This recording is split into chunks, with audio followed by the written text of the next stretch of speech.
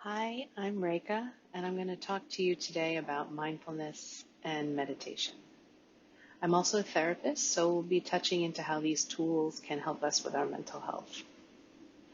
First, let's just acknowledge that this has been a year to say the least. We have been through it and on a global scale.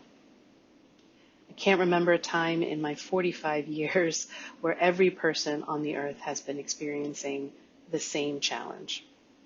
So if you have felt anxiety, panic, depression, sadness, anger, frustration, etc., you are not alone.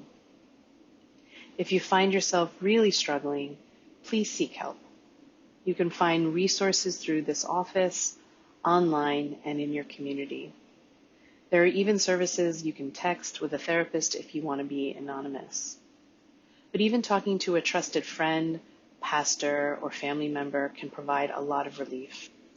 So don't isolate. Okay, so let's talk about mindfulness. So what is it? Mindfulness is the intentional engagement with the present moment, often through the senses, with non-judgment and compassion. Let's break that down. Why intentional? Well, because the mind tends to go back and forth from the past to the future. Either we're thinking about what happened or what will happen, and we get trapped in places we can do nothing about. Regretting the past brings depression, and getting lost in what may or may not happen in the future brings anxiety. That's just how we're wired. So we have to actively bring ourselves into the here and now. Why the senses? Because we forget we have a body. Have you ever been walking or driving and thinking really hard about something or daydreaming and boom, you're at your destination but have no idea how you got there? Well, our body is actually here, experiencing what's happening all around us, even if our mind isn't. Why non-judgment? Well, judgment comes from our conditioning. So you're not born criticizing how well the doctor delivered you or the decor in the room. We come here fully in the experience of not knowing.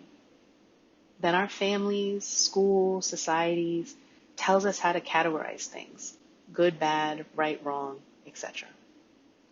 So to be here now, we have to let go of what we know and be open to what is actually happening right here. We do this with compassion because it's the antidote to judgment. You can't hold both at the same time. I'll talk more about that later. All of this seems like it's an easy enough idea, but it's not. So that's why we need the practice.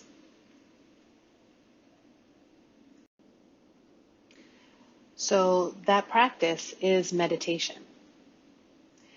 Let's start by talking about what it's not. Meditation is not about emptying your mind of thoughts. If you try that and can, let me know because you'd be the first. That's what the mind does. It thinks.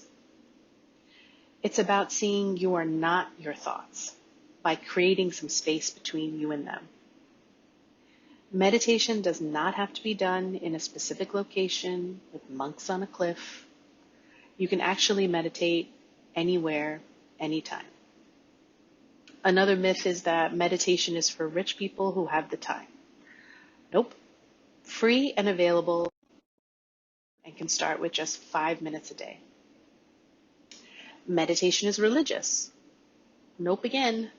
The type of meditation I'm talking about today is a tool for well-being that can be used alongside your faith-based practice or just on its own. My favorite one is that you can be a bad meditator.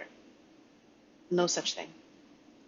The whole point, as you'll learn, is that you will have to return back to the present over and over again. So there is this kind of built-in understanding that you're not going to get it right every second of the time you're practicing. You're going to get distracted and you're going to have to bring it back. That doesn't mean that you're a bad meditator.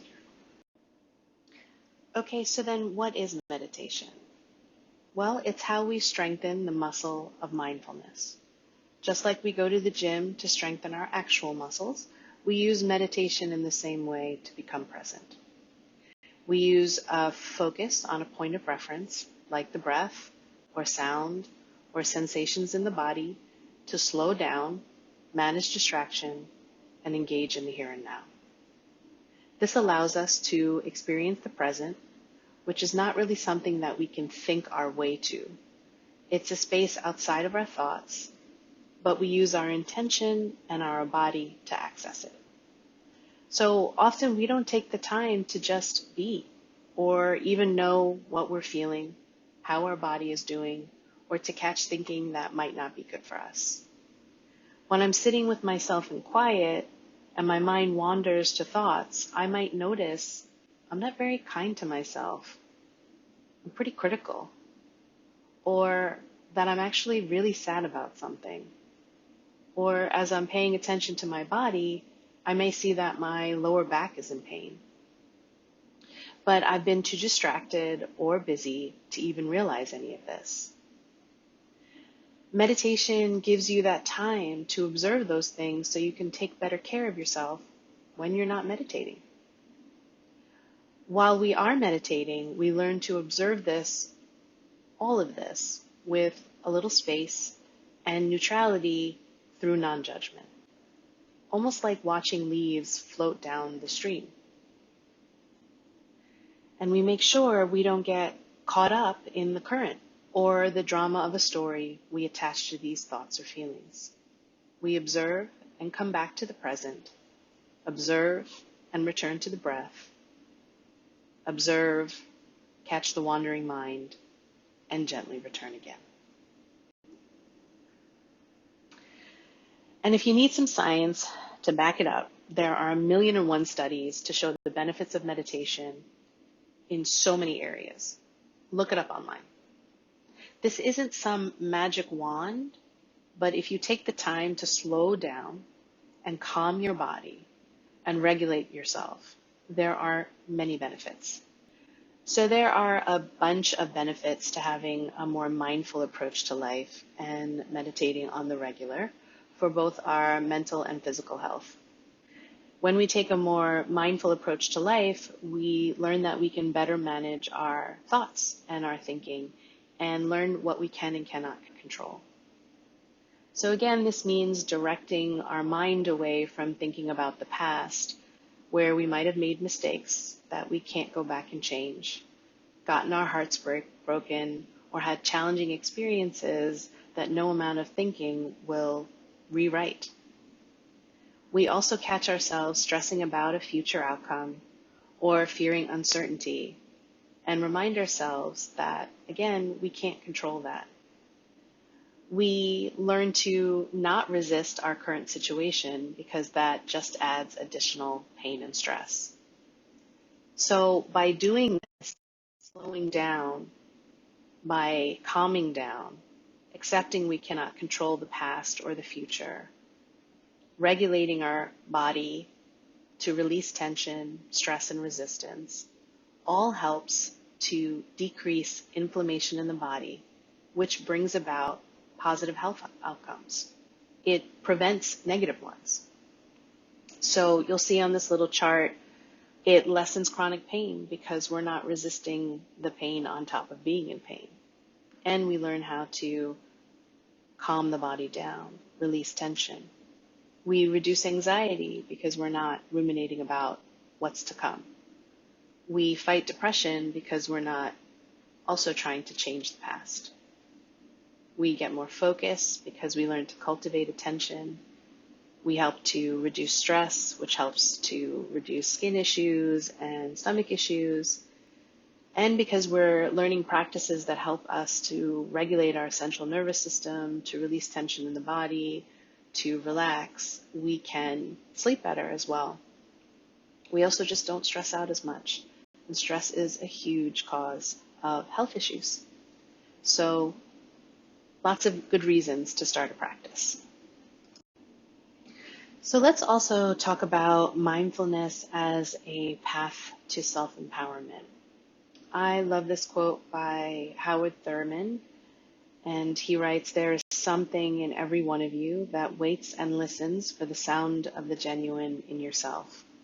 It is the only true guide you will ever have, and if you cannot hear it, you will all of your life spend your days on the ends of strings that somebody else pulls." As I mentioned before, most of the time we're walking around not connecting to how we're feeling. Technology and a busy modern life keeps us distracted. And then what happens? Well, we make decisions, react to others without even knowing why. We don't even always know that the way we feel about ourselves isn't something that we've chosen or decided. Society, family, culture, a whole host of things affects how we see ourselves. These are the strings pulling us around that we don't even see. And if you come from a group that has been oppressed in some way, you may be picking up messages from those in power that are telling you that you're not good enough, less than, or even unworthy. And those judgments are not about you. That's about keeping power in the hands of those who have it. But without the time to check in and see what's inside, to ask ourselves, is this my thought, or did I learn this somewhere? Is this how I actually see myself? Or is this someone's judgment of me? We might internalize those messages and buy into those judgments and then think, that's who I am. I'm less than. I'm unworthy. And in turn, what we think can be affecting how we arrive in the world and the decisions and possibilities we think are available to us. So we need to call out injustice and work towards change in society. But if we're waiting for the systems to change for our own personal freedom, or for it to approve or accept us, we may be waiting a long time, putting ourselves on hold and giving away the power that we do have. Mindfulness asks us to see that we can't control what's happening outside of us, but we can control how we relate to it and how we relate to ourselves. So I laugh every time I see this meditation because punching people in the face is not allowed. It's a little dramatic, but I think it's both hilarious and often how we feel. So you might be asking, how do we do this in real life, in real time? Because life is challenging, and so are people. But we can take that mindful moment and make a choice. Do we want to react or respond? And the latter is usually going to produce a better result. So here's an example of a practical thing for your life. It's a favorite acronym of mine. It's S.T.O.P. So I live in New York City, and at least pre-pandemic, but even now, there are 50 billion people on the street. And inevitably, someone's not paying attention and they knock me in the shoulder and then keep walking without apologizing. And then I can feel myself getting heated. I feel it in my shoulders, through the tightening of my stomach, with my ears getting hot. And I start to tell myself a story about how this person was raised and who their mama is. And for the next 10 blocks, I'm getting angrier and angrier. And this person didn't even realize what they did and is now on a subway to another borough. Instead, I can notice I'm angry, again, by feeling those sensations in the body. And I can see that I'm getting reactive because I'm about to tell this person off. So instead of acting from that place, I can stop. You can even imagine a stop sign flashing in your head, if that helps. And then I take a breath. Sometimes we need a really deep one to slow down and be in the moment. And then I can observe what you're telling yourself. Because if you don't slow down, you're in that fight, flight, or freeze moment of reactivity. But when we slow down, we calm our central nervous system down enough to observe what you're telling yourself. Like my story about this person and their mother. And you can ask yourself, is this true? There could be so many reasons this person didn't say sorry. But I'm usually going to choose the one where I'm wronged if I'm in that fight mode. Because I'm making it about me. And I can tell you, 99% of the time, it's not. They don't know you. How could it be? So in that moment, I can choose to tell myself a different story or not engage in a story at all and instead shrug it off, let it go, and have the rest of my day. I can proceed from there. So the same goes for communication. Being intentional is a key to mindfulness. We want to choose how we show up for ourselves and others, and that requires slowing down and weighing our choices at any given moment. Before you engage in that argument on Twitter or tell your friend off via text, you might want to wait and inquire within. Am I doing this to connect with this person, or am I just being reactive? You actually do have a choice in that moment. It doesn't feel like we do often, but that's because of the reactivity. With mindfulness, we want to catch that space right in between that allows us to have a choice. Because if it's not for the purpose of understanding and connection, or to set a boundary, which is about having compassion for yourself, then what's the point? And if we want to do any of that, how do we want to do that? So it's not just about communication, it's also about how do we want to communicate. Also, I don't know about you, but I just don't want any unnecessary drama. Life brings enough without me adding to it. Active listening is another part of this. Are you talking to talk? Maybe what's really needed is to listen and be present. We all know what it's like to really feel someone's presence and what it's like when that person is just waiting to tell us what they think or distracted on their phone. So take that mindful pause and ask yourself, am I being present? Am I here? And when I communicate, is it kind? Is it true? Is it even necessary? Look, I get it. Sometimes the moment sucks. So why in the heck would I want to be in it? The funny thing is, though, that you get to see that it changes and you're strong enough to manage it when you can be with it. And accepting that life changes moment to moment, and we have little control over that, makes it easier when that change inevitably happens, because we don't get attached to things being one way or the other. So that means when it's good, we can really be there for it, because we know it won't last forever. And when it's bad, we don't have to get too worried or anxious, because we know it'll pass and become something else. We see this when we meditate. We notice that our thoughts change so fast. You start off thinking about breakfast and then end up on safari in South Africa. We feel happy, then sad, and then angry, and then calm in a matter of minutes. This past year has shown us how much of a roller coaster life can be. How do we learn to be on that ride with more ease? By acceptance of what it is. We will experience pain in our lives. No way around that. But how we relate to it, how we relate to ourselves, can make it worse if we resist that truth and try everything to avoid it. The funny thing is, though, that if you can soften around the pain, you get to see that it's not as bad as you're imagining.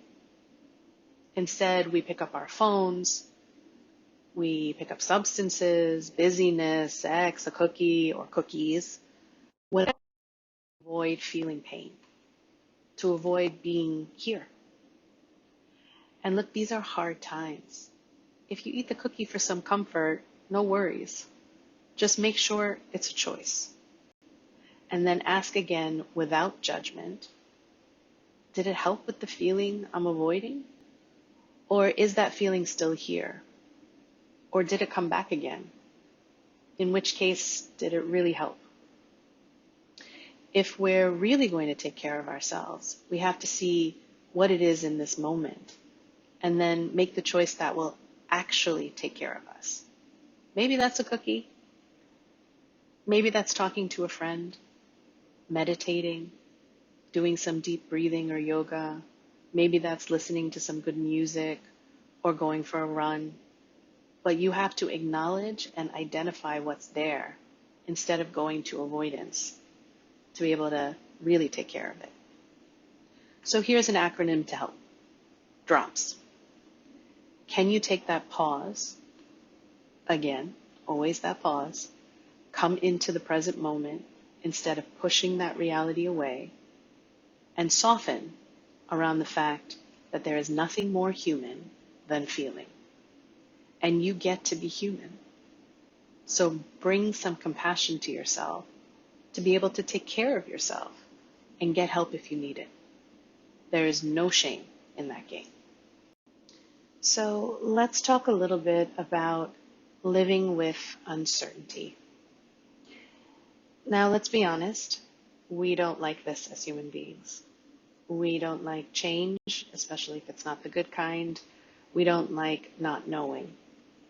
So what we do in reaction to that is we try to control things, people, experiences. We try to say, oh, I know what this is, or I know who this person is based on very little information. Because the mind wants to feel safe and secure.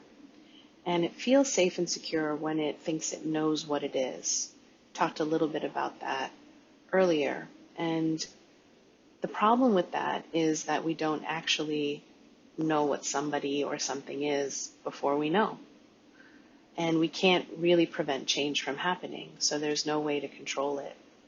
And that leaves us feeling really uncomfortable and unsettled. The truth is, we've learned that really intensely this past year, but we've been living with uncertainty for all of our lives. It's just been way more intense this past year. And that not knowing often brings up anxiety because we're telling ourselves when we don't know something, again, we're not safe. Instead, with meditation, what we start to do is see that whatever comes up in our mind, we don't actually have any predictability around. Something arises, a thought or a feeling, and it changes, and then the next one, and the next one, and we can't predict again what is going to come up next. And so we become more comfortable with uncertainty. We learn to just be with it through observation and non-judgment. We can just label it, that feeling, the next feeling, this thing, and just be a little more at ease. And like it does in all other areas, it allows us to do that in real life too. Off the cushion, out of meditation, we get to be with the uncertainty and the changes that life will always bring us. Again, with a little more ease.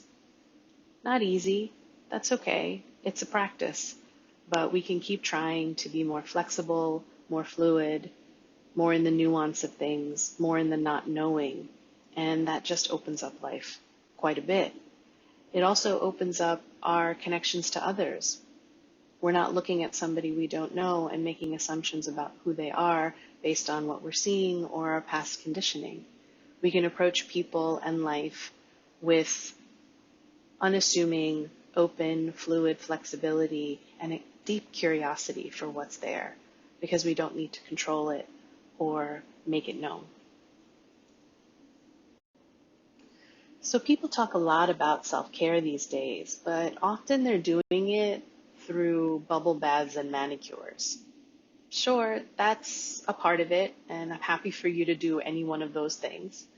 But self-care is actually your human right to slow down and bring greater attention to yourself and see what you need in order to be a healthier person holistically. We get told in so many ways that we have to be in the grind, laboring intensively to have worth and value. But that usually serves somebody else's agenda and leaves you burnt out, exhausted, and disconnected. I'm not saying that you shouldn't have a strong work ethic or that you shouldn't set goals. But if that becomes the center of your life, the main motivation, you're going to get where you're going in pretty poor shape and having sacrificed your relationships. You can't enjoy the life you're building if you're alone, stressed out, and in bad health. Moment to moment, and be with what's happening for you along the way to your dreams, which allows you to balance things out with self-care practices like meditation, or to take care of yourself as needed with rest or time off or time with friends, so that you can actually get where you're going with greater ease and wisdom. And so you can also check in and see, is this still my goal? Does it still serve me? Is it working out? Is the way I'm prioritizing things good for my life overall? Self-care is a way of living that centers your overall well-being, which at the end of the day actually brings you the life you want.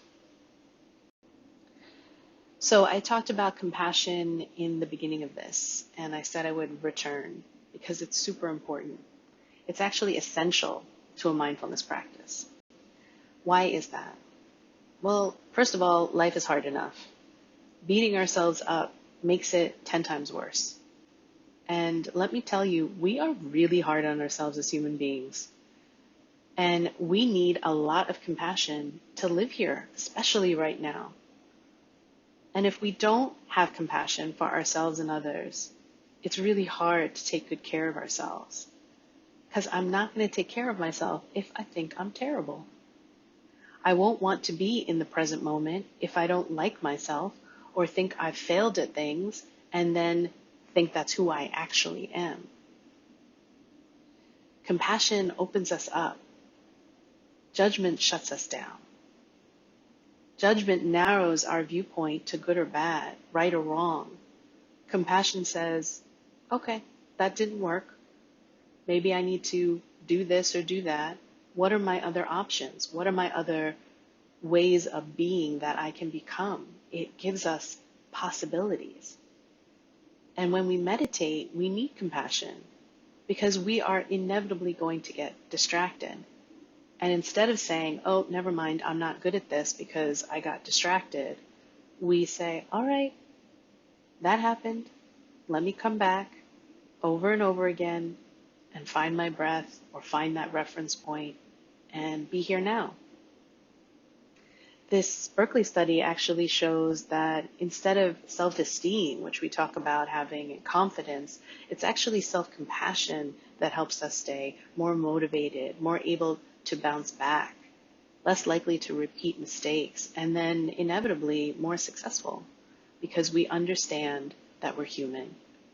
So when we judge ourselves, we forget that. We expect perfection. When we bring compassion, again, we give ourselves our humanity. We give ourselves the ability to be flawed, the ability to be complex, and the ability to change, which is really quite a beautiful thing. So let's talk about boundaries. You might be asking yourself, why is she talking about boundaries in the middle of a mindfulness talk? Well, we might have to set some in order to have time to meditate. We might have to have some conversations with people in order to manage stress or in order to have a more balanced work life. We might have to set some boundaries with ourselves in order to do what we need to really take care of ourselves. This might look like telling those you're living with that you need 2 minutes to meditate, even if it's behind a closed door in the bathroom, and to please give you that space. You might have to tell folks that they need to step up and help with household things and childcare. This might mean telling yourself not to scroll Instagram for 2 hours and instead to do something healthy for yourself. Don't forget, social media can often make our feelings of anxiety, depression, loneliness, and isolation worse. If you're sitting there comparing yourself to others who are curating their lives, reading stressful posts, or distracting yourself from your actual emotions. When we're mindful, we see there may be some people in our lives who aren't treating us very well. And that means setting some boundaries that prioritize our health and well-being. Take a few minutes to assess where you might need some boundary setting with others and with yourself. If you're telling yourself you don't have 5 minutes to breathe and meditate, it might mean it's time to reassess your priorities. For those of you who are experiencing social isolation, which is pretty much everyone, here's how mindfulness and meditation can help. First, I want to say if you are lonely, there is nothing wrong with that. In fact, it was incredibly common before the pandemic, and so is especially so right now. Humans are social creatures, and this time inside has made it really hard to keep the connections we do have, to experience the people that we already have in our lives, let alone make new ones. So while the feeling of loneliness doesn't feel great, and we might feel alone in it, ironically, it's one of the most basic human emotions that we all share and have in common. It's just a signal, like hunger or thirst, that indicates there's an area of our life or our body or our experience that needs some care. When we go inside through the process of meditation, we can also discern the difference between being alone and feeling lonely. Because sometimes we can feel lonely sitting right next to somebody or in a house full of people. Loneliness is really about the quality of connection, both to ourselves and to other people. While being alone is just not having others directly around you. And, honestly, sometimes that's not a bad thing. Often what happens, though, when we're feeling lonely is that feeling arises and then we tell a story about ourselves or the situation, and one that's not very kind to ourselves or makes the feelings worse, or it just isn't true, like we're unlovable, or we feel not seen by others, or we have feelings of shame that we don't have more connections. This shuts us down further, and the lack of connection actually intensifies. When we meditate, we can actively take time to connect with ourselves, to catch ourselves in any storytelling, and to just let that feeling arise and pass and be one of the many feelings that are living inside of us, so we don't get stuck there. We can look at our feeling with compassion, which deepens our connection to ourselves and eases the feeling of disconnection. It also just normalizes the need for others, which lessens any judgment and takes us out of shame for admitting this to ourselves and others. This is not weakness. And then when we do that, when we can admit that, it might motivate us to reach out and find more connected relationships or strengthen the ones we have by sharing how we feel. This could be to people we already know, or to a counselor, or a community member, or even someone who shares an interest with us online. It also broadens out our understanding of who we are, from being this one person having one feeling to being a larger entity, part of something much bigger than ourselves, which also takes us out of isolation. So, meditation may feel like a big step. So just start with some intentional. You can follow this image and breathe along with it. I like 4-7-8 breathing when I'm feeling stressed or anxious.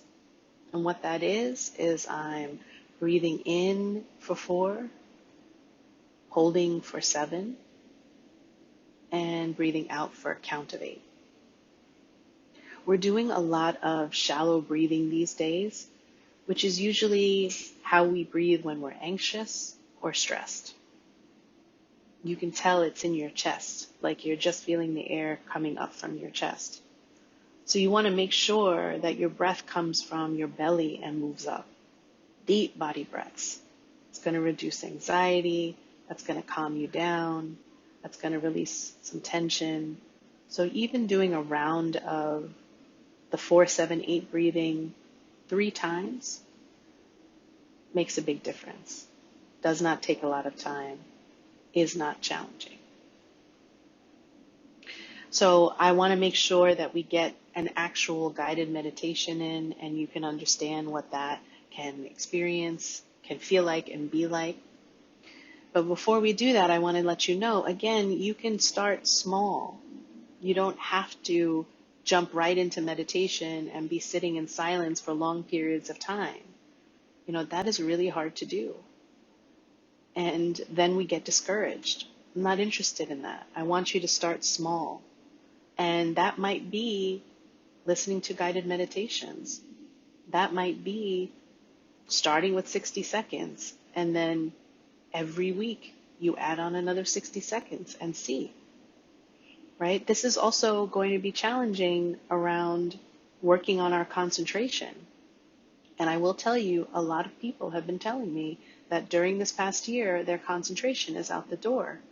And that has a lot to do with the fact that we don't have our daily markers. Normally I would get up, prepare for the day, go outside, get my coffee, say hello to the person there, get on the subway, go to my office, see the people around me, and then head home. There's separation. We have been sort of in this way of just everything blends into everything else, and people are losing their ability to concentrate. That is a normal thing during this past year. So if that's happening for you, it might be challenging to sit for really long periods of time. That's okay. What we're trying to do is use this practice to find some more peace and calm. It's not going to look like it would during normal times. So if that is the simplest thing as breathing more intentionally, great. If that means sitting in meditation and focusing on your breath for 60 seconds, great. We do what we can when we can, and then we go from there. That's that compassion piece again. I will say, the more you do it, the greater the benefits. The longer you can do it, the greater the benefits. So start where you can be, and then over time, build. And if you can't do it every day, no worries. Just do it when you can. Even that will help calm you down and make you feel more at ease and give you those touch points of coming into the present moment. So there are a lot of resources online that you can find. There are apps that are free that you can go and listen to, do a search, find somebody's voice you like, because it matters, and listen to guided meditations as a starting point. There are even meditations you can find on YouTube that are visuals, if you're a visual person, that are about binaural beats, which is a specific kind of sound meditation. Experiment. This practice is yours. It's personal. It's for you. It has to speak to how your body responds to it. You get to decide. So let's do some meditating.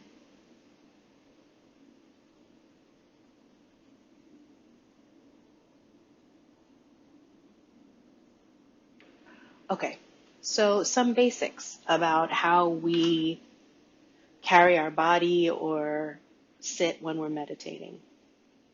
Like I said, I don't want you to make this very difficult for yourself. So you can do this however you like. Some people are more specific about how you have to carry all of these kinds of things. Let's make it simple. So meditation, like I said, is the way we cultivate that muscle of mindfulness. So it helps to be awake for the process. Otherwise, we're not here. That said, if you prefer lying down, because that feels comfortable, and all of us have different bodies, and some of us have physical limitations. So my big thing is be comfortable. If you're not comfortable, you're not going to do it. So you can always build a more structured practice later on if you get real into it. For now, we want you to just start. So if lying down, as in the picture, is the most comfortable for you, maybe not on water, but on your bed or your sofa, then do that. If you fall asleep during the meditation, that's okay. That means that you're relaxed. That means you're tired and you probably need to get some more sleep. Or that just means, you need the rest, and that's okay too. If you want to be more engaged and more alert for your practice, you probably want to sit up. Some people even stand, and some people do walking meditation too. So walking meditation is basically you coming into the body, slowing your pace down, and really feel yourself walking. Right, so I want to give you some practical things that you can do. So if you're walking to the grocery store, for instance, or even from the living room to the bathroom, you can stop and mindfully come into walking. What that looks like is I feel my arms swaying. I feel my feet on the ground. I feel my body and the activity of walking through my senses. It can look like when you're brushing your teeth. That's something most of us do every day, I hope. Hopefully twice a day. So what does that look like? Okay, so I pick up my toothbrush. I feel myself picking up the toothbrush. I feel it in my hand. I feel the weight of it. I take the tube. I open it. I smell the toothpaste. I squeeze it. I feel the squeezing of the toothpaste onto my toothbrush. I feel the metal of the faucet, if your faucet is metal, the coolness, the temperature of the faucet when I'm opening it. I listen to the sound of the water coming out. I look at the water and I see it's not just clear. There are colors there. There are sounds. There are different notes to it. Right? I feel the bristles against my teeth. That's a mindfulness practice. That is, even in the most mundane things like brushing your teeth, there is a lot to be felt and seen. You can bring a sense of curiosity to your life, even the smallest things that will help slow you down and be here right now, right? So meditation helps us cultivate it, but you can actually do these practices in your everyday life, right? Like, how do I listen to somebody? Am I thinking about all those other things, or am I actually with them, right? When I'm writing an email, am I actually paying attention, or am I sending an email to my entire company that I did not mean to send, right? Like it is about being present with all the daily activities of your life. The benefit of meditation is it's really a time to focus and cultivate that so that you become more mindful in these other activities. It's easier. We don't have to work at it as hard because the meditation already sets us up that way. Just like if you're going to the gym more regularly, climbing those stairs or walking that long distance or whatever it is that you're doing in your everyday life is not so hard. Lifting those groceries, etc. So meditation is that opportunity to experience it in the quiet as opposed to in the activity of life. So again, if you want to do this lying down, you can. If you want to sit in a chair, you can.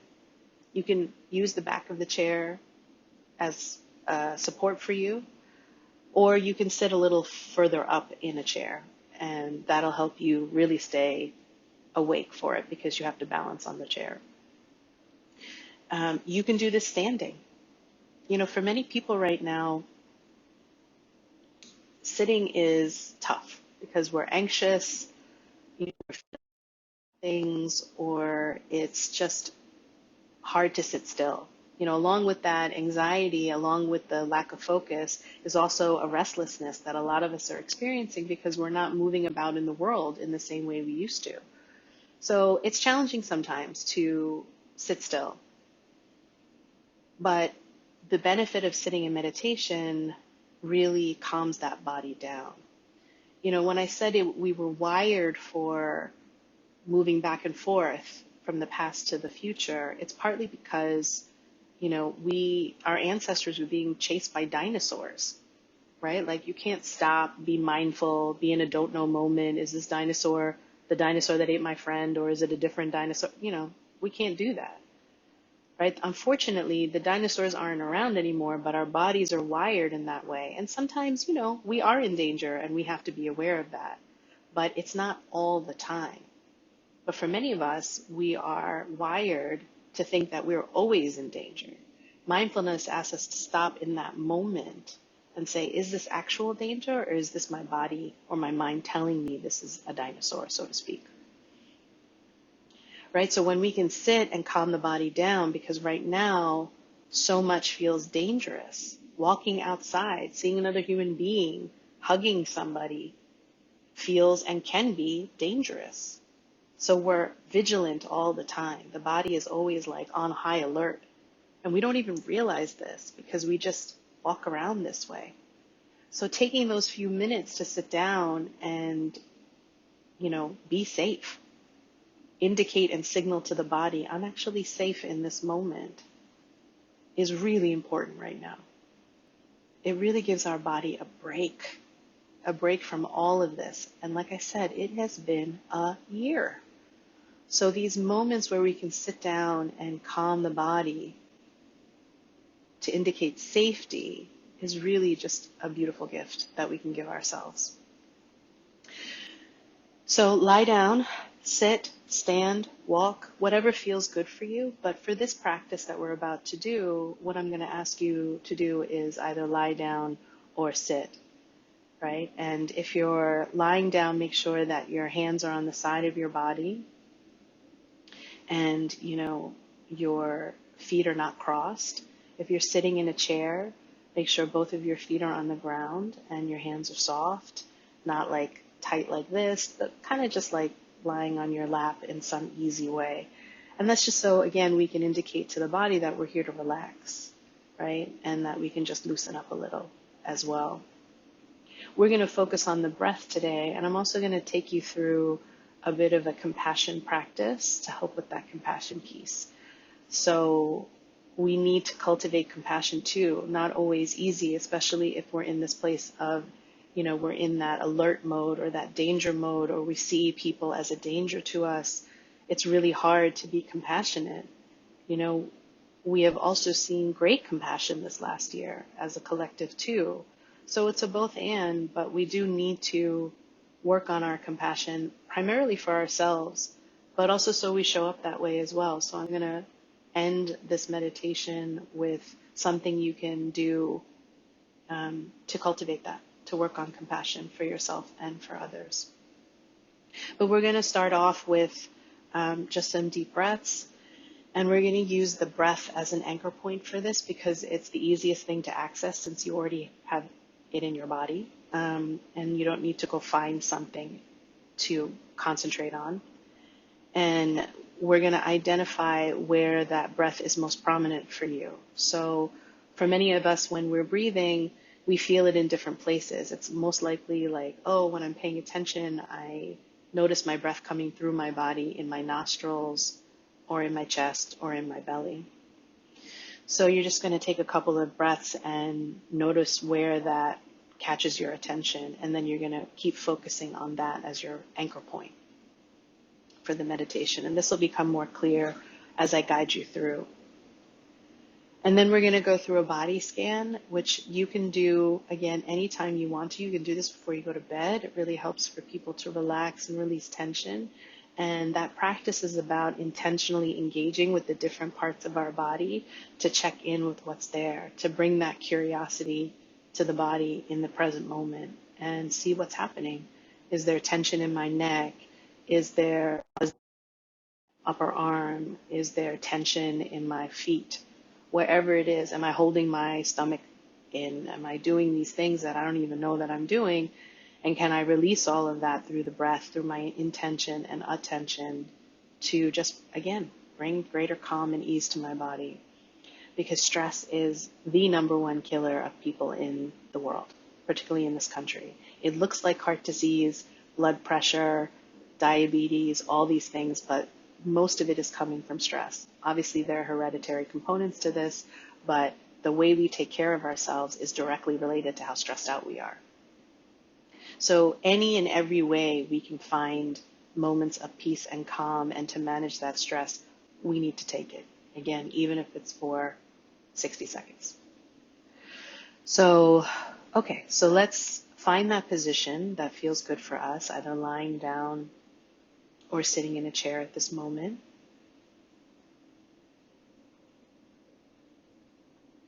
And then make sure, again, your body is rested, not crossed over, not tight in tension. And then if you feel comfortable, you can close your eyes. If not, then lower your gaze to just in front of you or to a point right in front of you so you're not taking in all the stimulation around you. Ideally, you're in someplace quiet right now, but, sometimes we can't do that.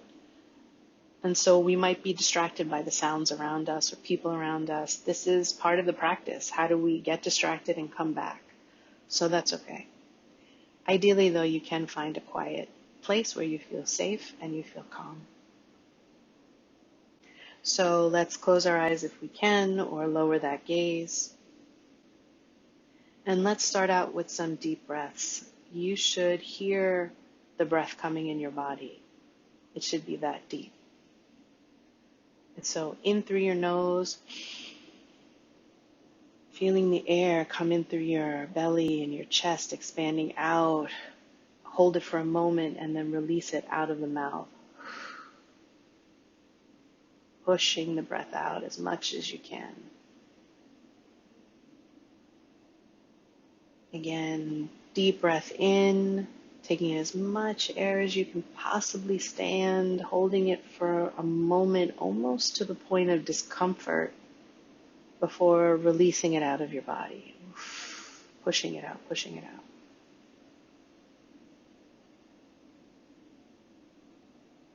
One final time. In, deep, deep breath, as much as air as you can take in through the nose, holding it for an even longer period of time.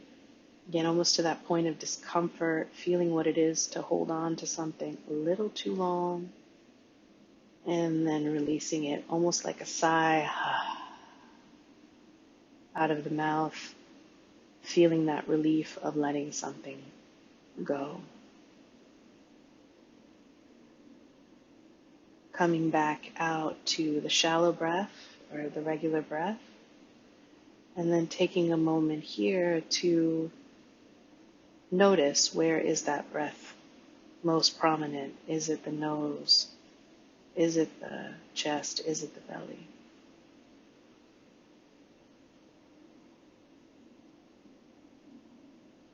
And once you've identified that,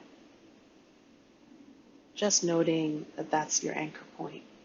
So again, when your mind becomes distracted, you just come back and find the breath there. Bring your attention back to that area of your body and feel the breath coming in and out.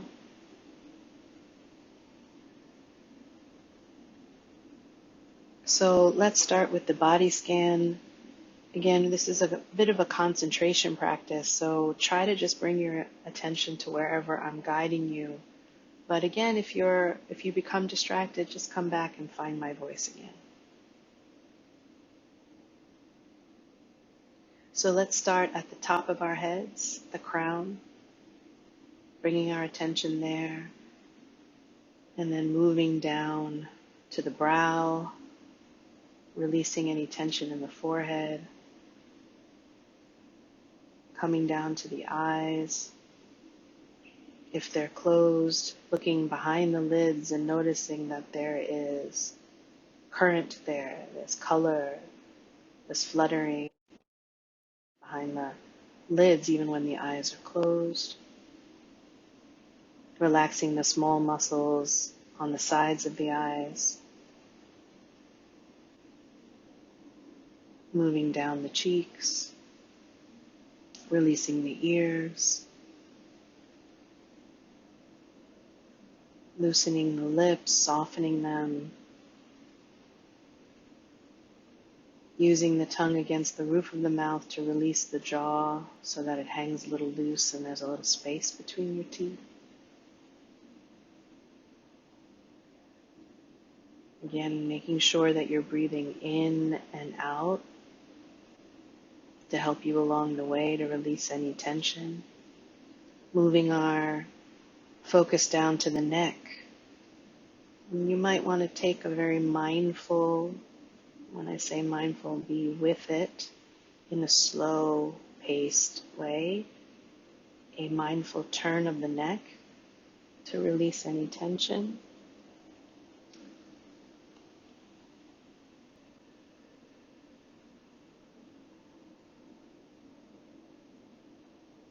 Taking a breath in and out right there.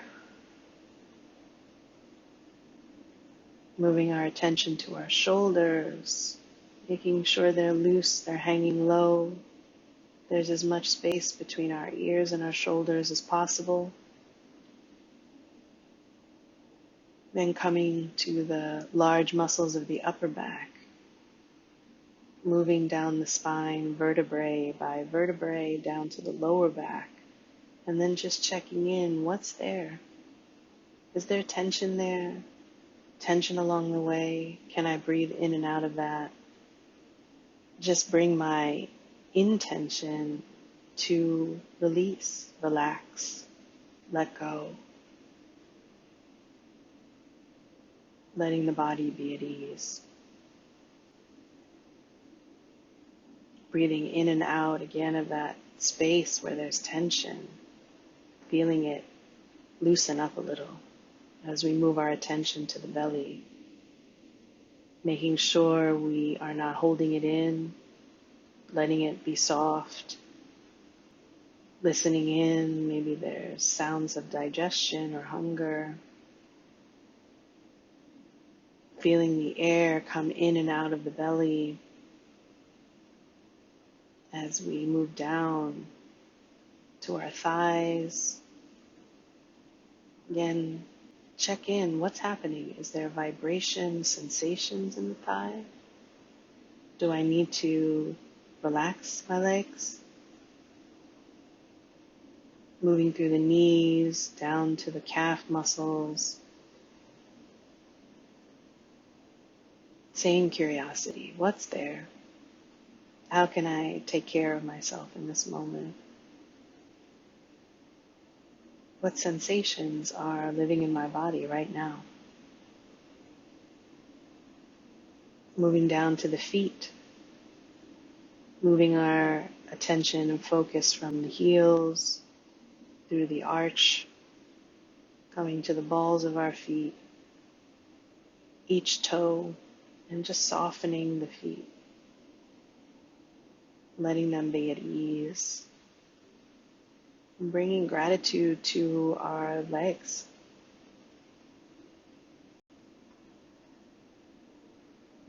Coming back up, making sure that the shoulders haven't gotten constricted again, making sure they're low and relaxed as we move our focus to our upper arms,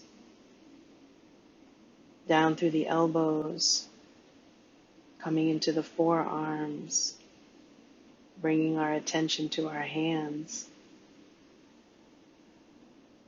Taking a moment here and really allowing the hands to be soft, each finger.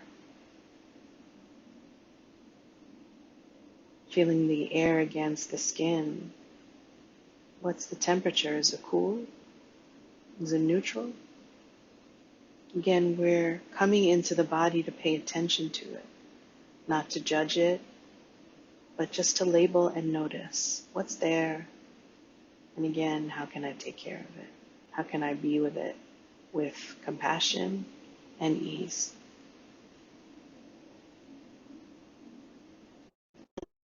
To the present moment through the breath, through the noticing of temperature, of sensation. Now bringing our attention to our chest, our heart space at the center of our chest. And taking a moment there, is there any tightness or tension there? It's where we hold a lot of our anxiety and feelings. Does it feel like there's pressure on it? Does it feel heavy? Again, not judging, just noticing. What's the medicine there? Can I just breathe in and out of that space? Open it up, expand it out. Can I visualize something into that space that will lighten the load if it feels heavy, that will calm it if it feels anxious?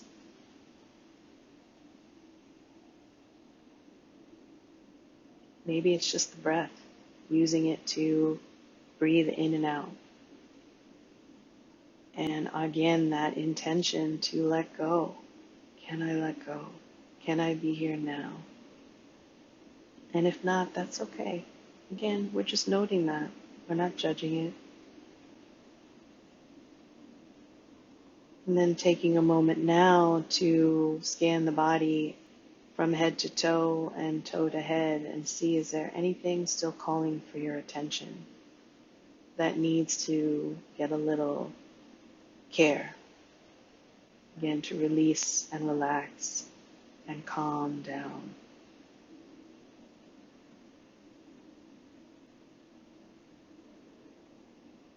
We access this calm so we can feel safe, so we can feel at ease, so we feel okay to let go of our defenses and just be here now. That's why we slow down. That's why we calm down. And that's why we let go. In that moment, we find the present. So let's take a moment now to just do a little focusing work. Wherever that breath was for you, that was most prominent, take some moment now. We're going to be quiet for 20 seconds. And when the mind wanders or you get distracted, just come back to that anchor point of the breath.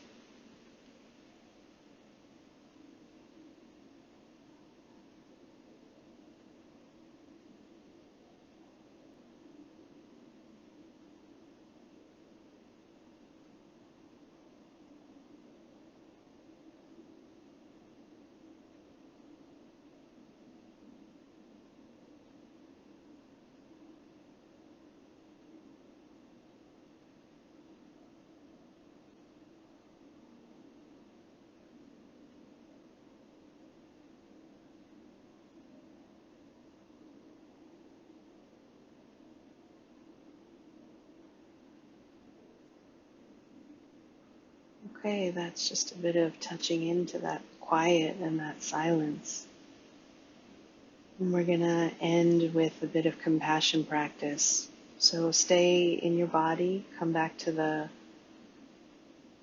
heart space in that center point of your chest. Make sure the body hasn't tightened up at all, even in that 20 seconds. Find that place of release again. And usually we start this practice by bringing up an image or a person that we have an easy relationship with. Now, right now, that might be hard, so it might be a pet or a loved one who's transitioned or passed on. It might be a religious figure. It can be anyone where the relationship is easy. And you want to imagine this person or this pet or a picture of somebody looking at you with compassion. Ideally, it's somebody who has loved you unconditionally. And then again, if that's not somebody you can identify, that's okay. We're just trying to cultivate a little bit of kindness towards ourselves, to feel what that feels like in our body. So it can just be a moment in your life where you felt seen or cared for without conditions. Take a minute, just bring that up in your mind and feel that in your body, in your heart. Being compassionate takes strength, takes courage. It's not easy. So all we can do is just try. Now I want you to think a little bit about your family or people you share space with or a good friend. Or again, if that's hard, you can go back to that original image, and we repeat these phrases over and over again as a way to, again, cultivate that compassion and kindness. So if it feels repetitive, it's because it is. We want to keep tapping into that practice. So you can say these words after I say them silently to yourself, or if you want to name them out loud, you can too. Whatever feels good and comfortable for you. So we're bringing that image up of friends, of people around us, of a loving figure, and we repeat these phrases. May you be well. May you be happy and healthy. May you be safe and secure. May you be peaceful and at ease. May you be free. Come back into that heart space and check, is there any resistance there? Anything that's telling me I don't want to be compassionate right now? And that's okay. Again, we're not judging. We're just noting and understanding where there's resistance. So we might have to practice a little more. Or there are going to be some days that are harder than others to do this, and that's okay.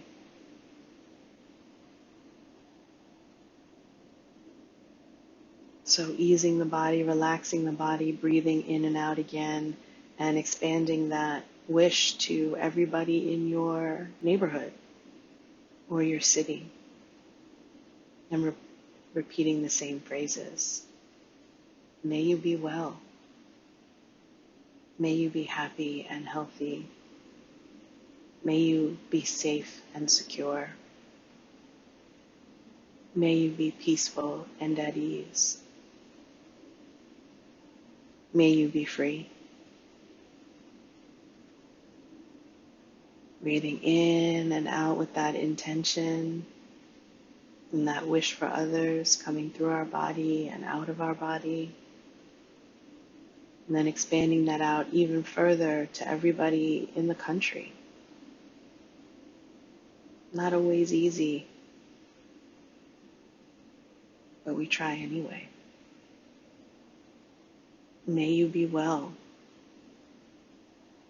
May you be happy and healthy. May you be safe and secure. May you be peaceful and at ease. May you be free.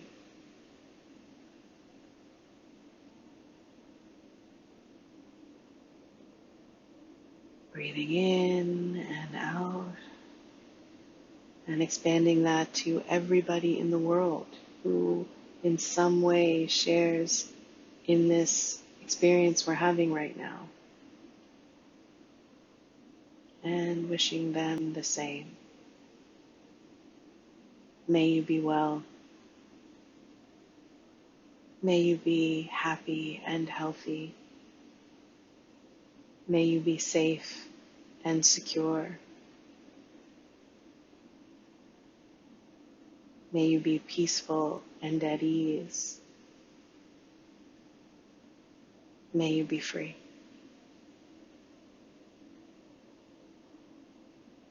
And then turning that around and bringing that to you. Wishing yourself the same type of compassion and kindness. You might want to add a few phrases that are unique to you at the end of this. May I be well. May I be happy and healthy. May I be safe and secure. May I be peaceful and at ease.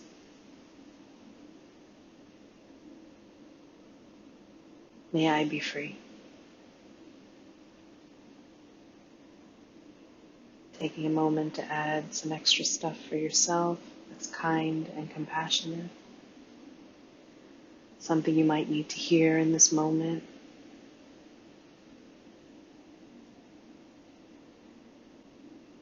And let's breathe these good wishes in for one final deep breath in,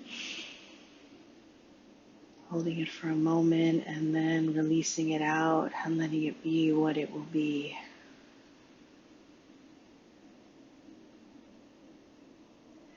Thank you so much for being with me here today. I hope you've learned some stuff that will help you take good care of yourself. If anything, just to find some more kindness and compassion for yourself, some more relaxation, some more calm during this challenging time. Please reach out for help. Please find additional resources, whatever's going to be good for you. I wish you many good things, safety and health and joy. Take good care.